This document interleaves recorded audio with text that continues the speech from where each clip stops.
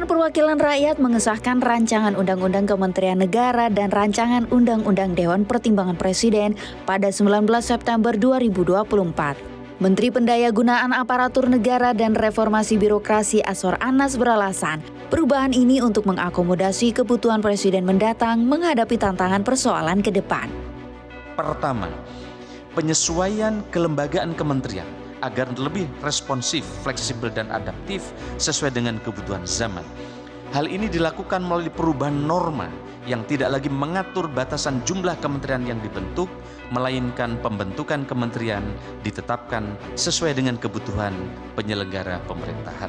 Presiden sebagai pemegang kekuasaan pemerintahan dapat menetapkan jumlah maupun tugas dan fungsi kementerian didasarkan pada kebutuhan penyelenggaraan pemerintahan untuk optimalisasi kinerja pemerintah guna mewujudkan agenda, cita-cita, dan program pembangunan nasional. Perubahan Undang-Undang One Team Press mengubah komposisi keanggotaan dan posisi kelembagaan Dewan Pertimbangan Presiden. Jumlah anggota Dewan Pertimbangan Presiden yang sebelumnya 9 orang diubah menjadi sesuai dengan kebutuhan ditentukan oleh Presiden. One Team Press juga ditetapkan sebagai lembaga negara. Sementara sebelumnya, lembaga ini berada di bawah Presiden. Dalam undang-undang sebelumnya, komposisi ketua dan anggota Dewan Pertimbangan Presiden tidak boleh berlatar belakang partai politik atau organisasi masyarakat. Dalam undang-undang hasil revisi, anggota atau ketua parpol dan ormas boleh mengisi posisi ketua dan anggota One Team Press. Peneliti Forum Masyarakat Peduli Parlemen atau Formapi, Lucius Karus, melontarkan kritik pengesahan kedua undang-undang ini adalah cara untuk memfasilitasi politik akomodatif Presiden terpilih. Dan RUU Kementerian Negara dan serta RUU One Team Press ini adalah wadah untuk bisa mengakomodasi keinginan Presiden baru untuk menjadikan kabinet dan juga lingkup One Team Press itu sebagai ruang akomodatif untuk menampung berbagai kepentingan politik dari partai-partai yang diminta untuk bergabung di koalisi pendukung pemerintah periode 2024-2029. Menjawab kegelisahan masyarakat tersebut, Wakil Ketua Badan Legislasi DPR Ahmad Baidowi berkilah, partisipasi publik tidak harus dilakukan pada perencanaan, penyusunan, atau pembahasan rancangan undang-undang. Ya, ketika kemarin masing-masing fraksi setuju untuk mengajukan ini menjadi revisi undang-undang, ya kita ingatkan, kita berikan kesempatan ke setiap fraksi untuk merespon aspirasi dari publik yang kemudian dituangkan dalam pendapat mereka, gitu kan. Kan tidak ada keharusan bahwa partisipasi publik harus di perencanaan, di penyusunan atau di pembahasan. Kan semua dalam proses, termasuk tadi dalam penyampaian pemerintah bahwa dalam menyusun tim pemerintah itu juga melibatkan akademisi yang itu menjadi bagian dari representasi publik. Pakar Hukum Tata Negara Ferry Amsari menyoroti pengesahan dua undang-undang ini tidak melibatkan partisipasi publik yang patut dan layak. Ya, tapi kan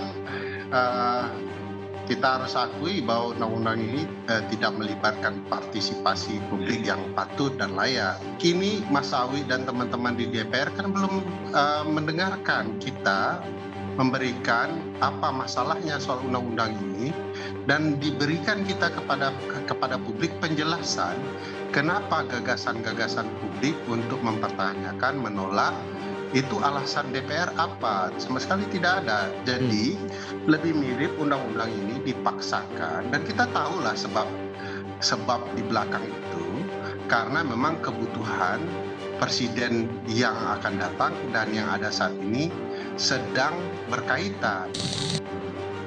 Partai-partai politik yang tergabung dalam Koalisi Indonesia Maju dan partai pendukung di luar koalisi telah mengungkapkan apa yang mereka inginkan ketika bergabung dalam kabinet pemerintahan mendatang. Ketua Umum Partai Demokrat Agus Harimurti Yudhoyono menyatakan siap jika ditugaskan dalam kabinet mendatang. Ya tentu Partai Demokrat dalam hal ini menjadi bagian tak terpisahkan dari perjuangan dan kemenangan Pak Prabowo Subianto dalam pemilihan presiden 2024 kemarin. Sehingga kami tentunya berharap dapat menjadi bagian juga dalam mengawal pemerintahan ke depan. Dan ini juga yang diharapkan dan ditugaskan oleh beliau kepada kami, keluarga besar Partai Demokrat termasuk saya sendiri tentu harus siap menjalankan tugas apapun yang diberikan oleh beliau. Putri Komarudin, Wakil Sekjen Partai Golkar menyatakan nama-nama menteri diserahkan sepenuhnya kepada Ketua Umum partainya. Golkar berharap jumlah menteri dalam Kabinet Prabowo paling tidak sepadan dengan kabinet sekarang.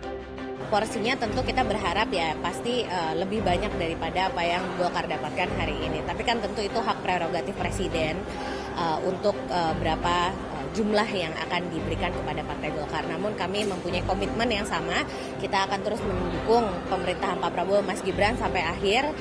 Loyalitas, integritas seperti yang disampaikan kemarin menjadi persyaratan utama dari kandidat-kandidat calon menteri ini tentu akan menjadi bahan pertimbangan Bang Bahlil pada saat mengajukan nama-nama untuk dicalonkan menjadi kandidat menteri dan calon wakil menteri. Ketua Harian Partai Gerindra Sufmi Dasko justru mengatakan menteri kabinet yang berasal dari Partai Gerindra tidak banyak.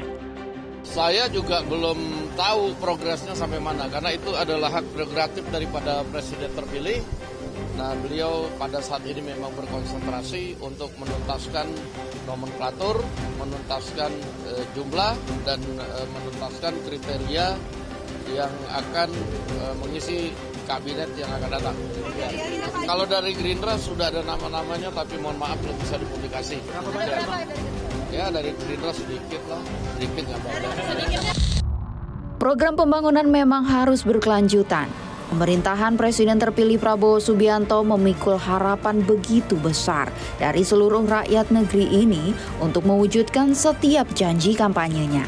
Namun janji yang wajib terwujud adalah janji kesejahteraan bagi seluruh rakyat Indonesia dan bukan sekedar politik akomodatif bagi partai-partai pendukung.